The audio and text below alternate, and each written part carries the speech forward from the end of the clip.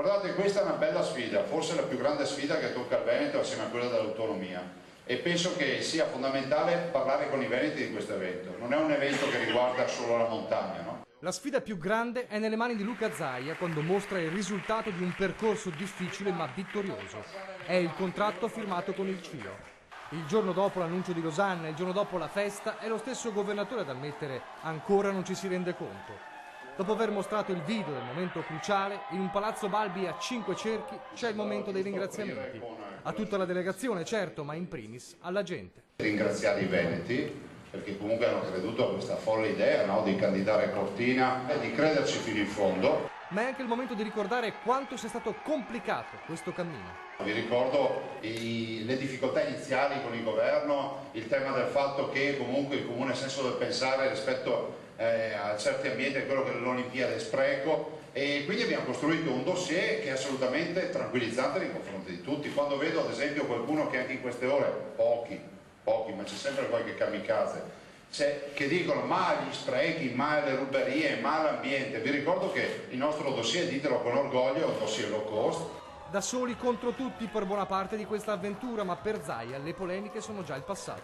Non ho nulla da dire. Vengano tutti nel pullman delle Olimpiadi, è pieno di posti. Adesso il territorio ha bisogno che tutti parlino delle Olimpiadi e parlino positivamente. I nostri nemici sono solo quelli che continueranno a parlare male delle Olimpiadi, non quelli che hanno parlato male e adesso hanno cambiato idea, quelli che continueranno a parlare male. Mio nonno diceva che solo i moni non cambiano idea. E quindi porte aperte a tutti. Ora si guarda avanti dopo che il CIO ha staccato l'assegno da 925 milioni di dollari, copertura del 75% delle spese. Tutto risolto? Nemmeno per sogno. Ci sarà da lavorare tanto, tantissimo, da subito. Infrastrutture, collegamenti, fare rete. Entro un mese e mezzo, annuncia, si chiude la partita della governance, la macchina che gestirà i giochi. E Zaia avverte. A noi non interessa che che diventi un cimitero degli elefanti, che arrivi gente che non...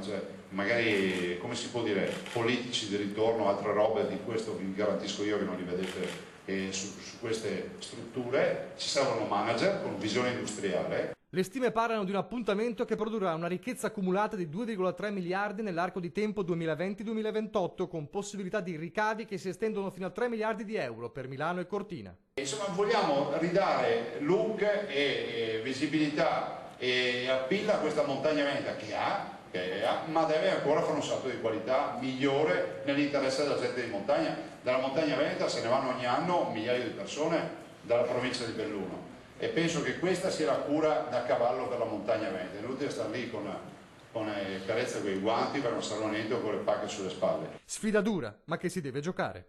Noi veneti non siamo abituati a stare lì a aspettare che piova, cioè se non viene la piova se la andremo a procurare in qualche maniera, la faremo, e quindi ben venga non questo pensiero ma questa nuova sfida.